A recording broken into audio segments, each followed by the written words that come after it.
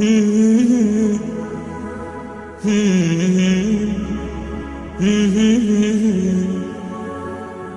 la la la, la la la la, la la la la, la la la. طعم الدنيا اتغير، فرحة قلبي بتكبر، وبطلتك بتغير، ما أحلك يا رمضان. Podo untuk stabilitas kiai yang ngono, antar kiai rapati ngalim kudu dilindungi, ku ngono ya kiai. Lah kan semua itu demi stabilitas. Jadi aku ditakoki wong, cara jenengan Ki Mustofa Nisbudi saja be wong apik. Tapi kok nate ngeten-ngeten ya wong tahu salah tapi tetep wong apik. Itu demi stabilitas. Kalau mau tidak percaya pada kiai tinggi juga repot agama itu, paham? Paham? Orang mau bangkok yang kalau nggak ada motif percaya ono ras. Podo kalau dukungan masyarakat ke kiai rendah kita ya repot ngurus agama gini apa? Mang takoki kiai sapa iki cara jenengan budi apik ya amun. Tapi kok ngene-ngene Gus ya tetep apik di bangku ya bener. Aku kan sering disewani tiang-tiang ono kiai terkenal apa si A tokoh-tokoh desa mbok terkenal apa ngono jenenge fitnah ya macam-macam mbok fitnah mbok tenan apa napa alam. Ono kiai kok kelakuane ngene-ngene terus ya ben apik to. Sing diarani kiai kok apa? Kiai ku wong sing mimpin salat. Nek pancen salat itu pas kiai, lha di luar iku kowe ra ngekno ora apa-apa. Sesuai kiai ini kadang-kadang soal aku. Wala Gus kula difitnah ngeten. Ku yo goblok. Mung kiai kok di luar urusan salat. Nek penting ku anggere salat ke rukuk makmum rukuk kabeh. Pas ke sujud kabeh ku jenenge kowe pas kiai. Paham nggih? Di luar iku 50-50. Wong aku sing ngalime perasaanku ngono kok kowe kok repot. Aku ora wis ngalim, perasaanku dadi kiai pedak mulang amble. Ora mulang wis rapati napa? Iya. Lho hak kontak kok itu wong nganti sakniki biasa teng pasar lungguh teng parkiran iki lungguh teng isor iki biasa. Tiang-tiang lunggune sepeda motor dhuwur kadang yo wonten sing ngamuk. Wis ono Gus Ba, aku bilang, aku nyayu pedak mulang. Kenapa ngene iki ora pasti apa? Cuma tetep wong saleh, nek omong ya. Aku tetap mau sholat. Lalu kula ulama paling ora tau tersinggung. Mboten ate kula tersinggung. Sale rukun tak kontan nurut mboten tersinggung. Dia biasa mah. Ya ra nurut itu artinya jadi akal. Jadi pertimbangan. Ya apik jadi akal lah gitu. Kudune seneng di santri jadi duwe akal. Kadang kita ini berlebihan, ngongkon wong liya juga taat di luar konteks urusan agama. Kadang kita nyuruh orang itu kan hadzun nafsi. Misalnya aku jadi kiai di rumah mewah, tentu kepengen ono pot sing indah, ono bunga sing indah. Ngongkon santri wajib nurut. Itu kan aku nafsu. Saat aku kepengen di bunga yang indah, di taman yang indah kan nafsu. Kenapa instruksinya pakai lembaga kekiainan? Paham ya? Oh itu kan kriminal, loh. Paham ya? Kecuali misalnya Ruhin ngaji ngantuk, anggap kriminal bener dalam konteks agama kok itu kriminal. Paham ya?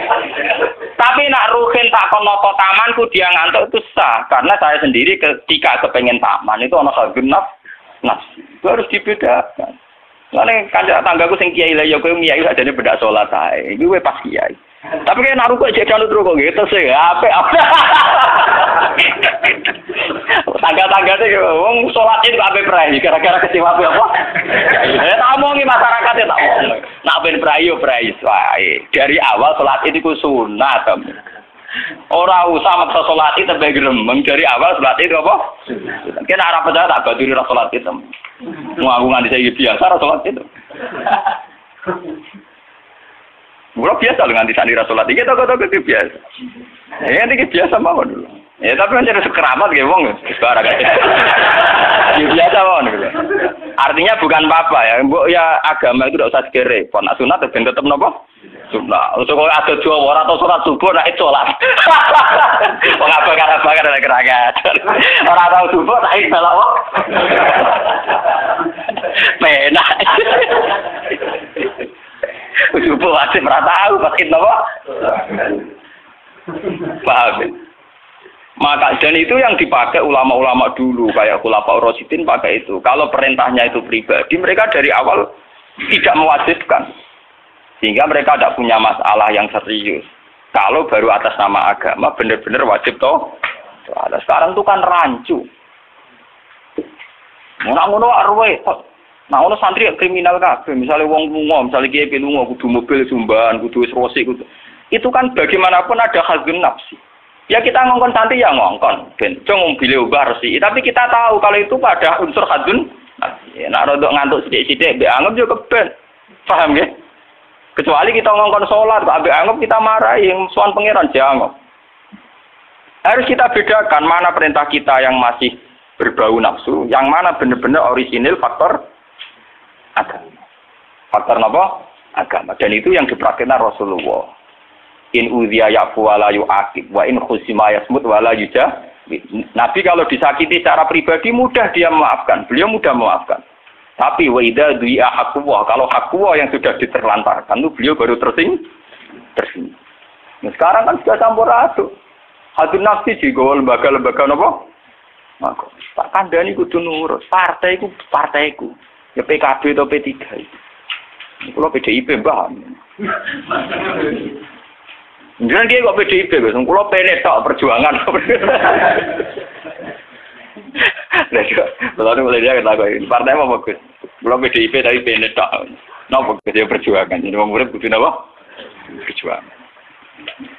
Nak melihat PDIP golongan karya. Kau ngalim kudu sering berkarya. Mohon kula terusaken nggih. Dan iki sing termasuk antike dawuh Senawi Banten. Wa idon anna a'mal umara wa sa'atin mauqufatun ala fatawal ulama.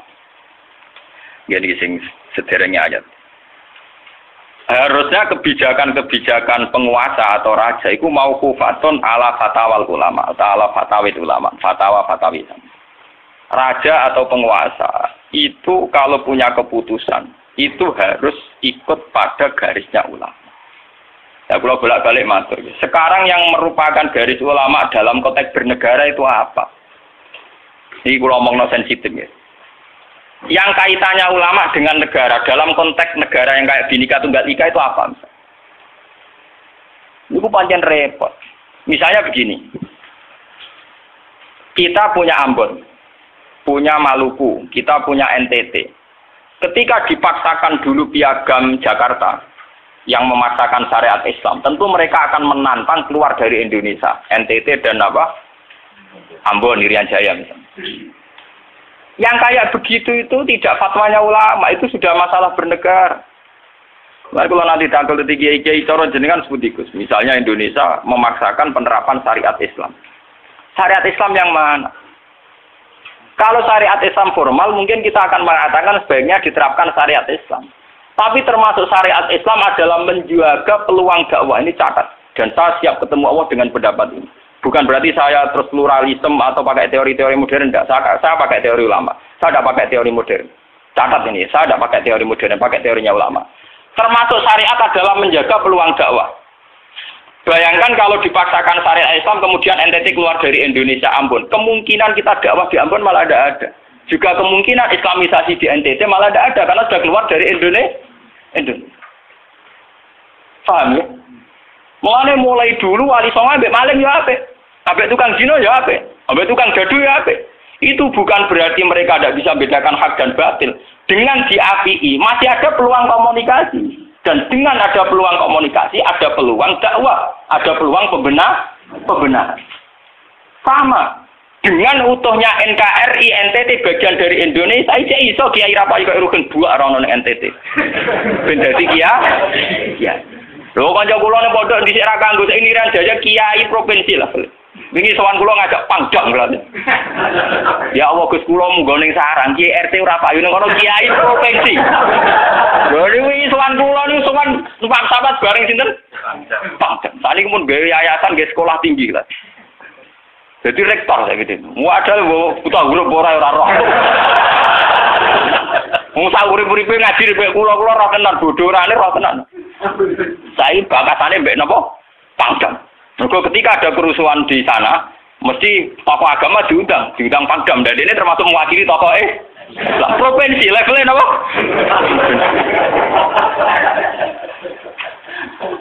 Artinya logika sehat kita, kalau kita memaksakan syariat Islam formal malah NTT lepas, itu kan berarti tidak ada kesempatan dakwah. Toh dengan tidak lepas, toh kita bukan berarti tidak ingin dakwah, kan tetap ingin apa? Mane bojo ngecewakno lae aja pegat. Nek ra mbok pegat ana kesempatan dandani nek kena wong ra iso.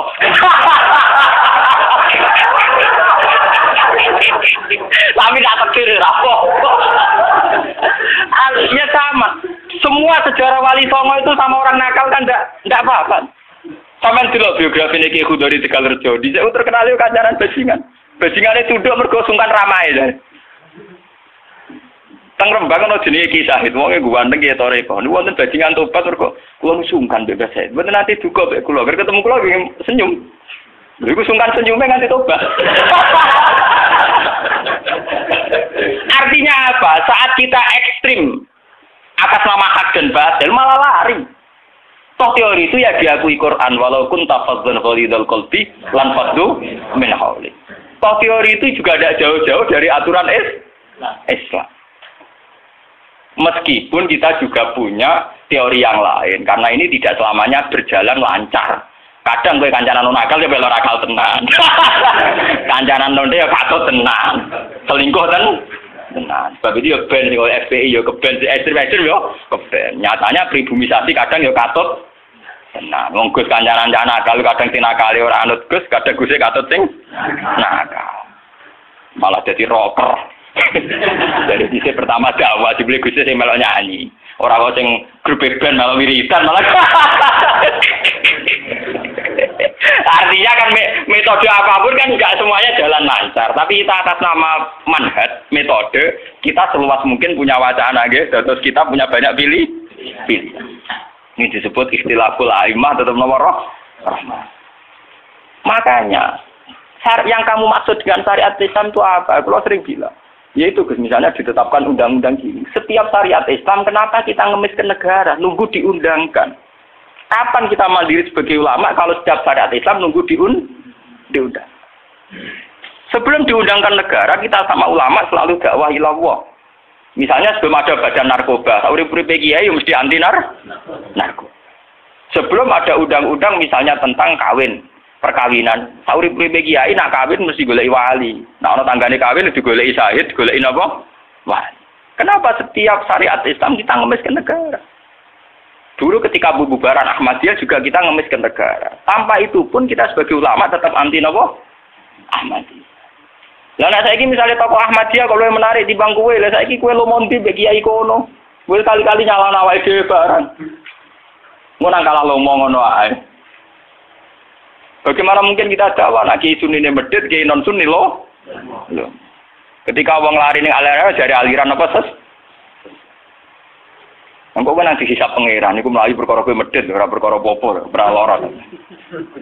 Paham ya? Ini masalah. Makanya kalau baleni malih ya. Syariat Islam itu komplit, termasuk aturan hak dan batil tapi juga aturan dakwah. Makanya kalau terima kasih ya, sama ulama-ulama sekarang itu sekarang ada rumus, ada fiqhul ahkam.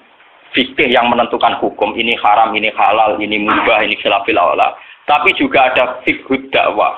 Di mana dalam sebuah proses diperlukan satu toleransi, jenis apa fiqhud dakwah. Dan itu penting kita kaji. Karena dalam sejarah Makkiyah juga begitu, dalam sejarah apa Makkiyah. Ketika periode Mekah, zina itu tidak pernah halal. Kamu catat, zina itu tidak pernah halal. Maling juga tidak pernah halal. Tapi ada periode 13 tahun di mana Nabi tidak sering ngomong haramnya zina, juga tidak ada hukuman bagi pezina.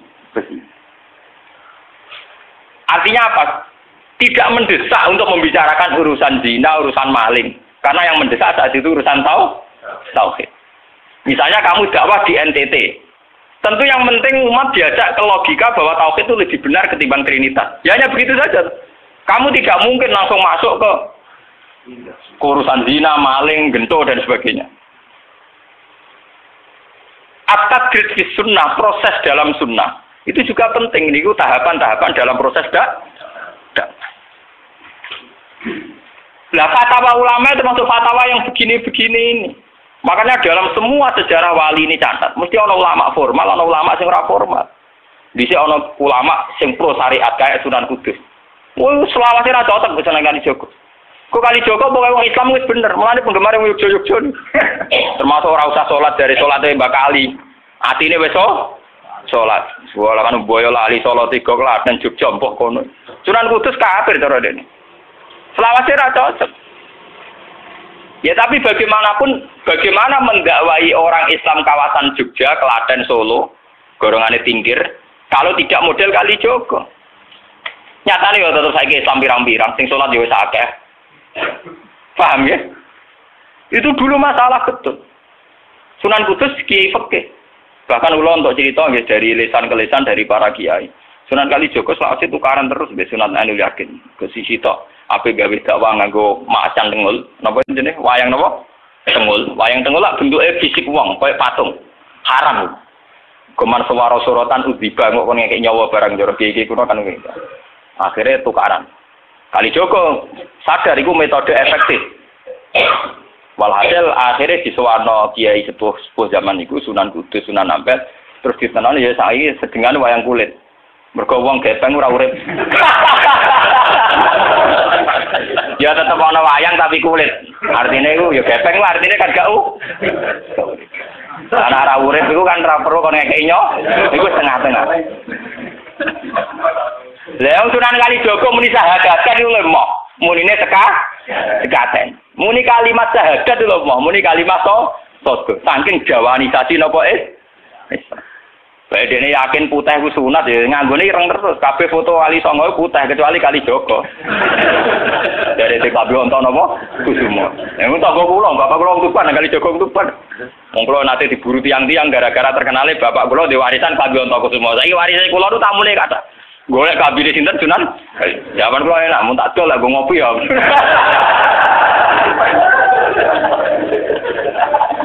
Mau Gus. Barang apik iki mau didol kok ngopi. Sing duwe aku terserah kula kan.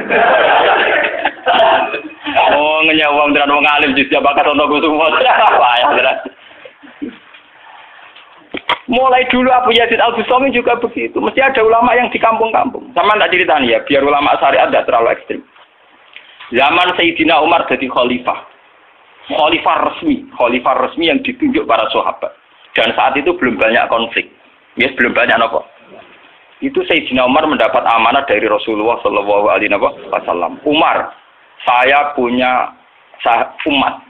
Dia adalah orang terbaik di zamannya.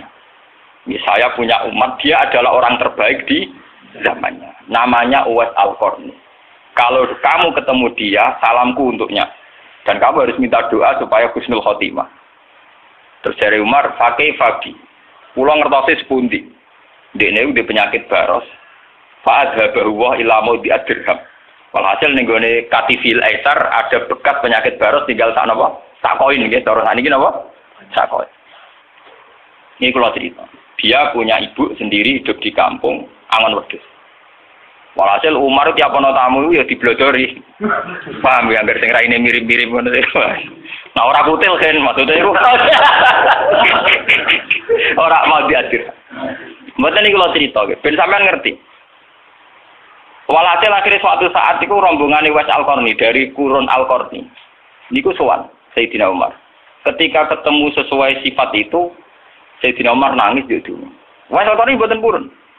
Walhasil akhirnya yang memerintahkan ini Rasulullah. Uwais Al-Qarni purun nangis terus ditunang. Lalu sing antik apa? Sayyidina Umar tanya, "Ya Uwais, saya ingin waktu supaya kamu mau ketemu saya." "Ndak ya Umar, ini harus pertemuan terakhir. Ini harus pertemuan apa? Terakhir." Walhasil semenjak itu tidak ketemu lagi sama Umar.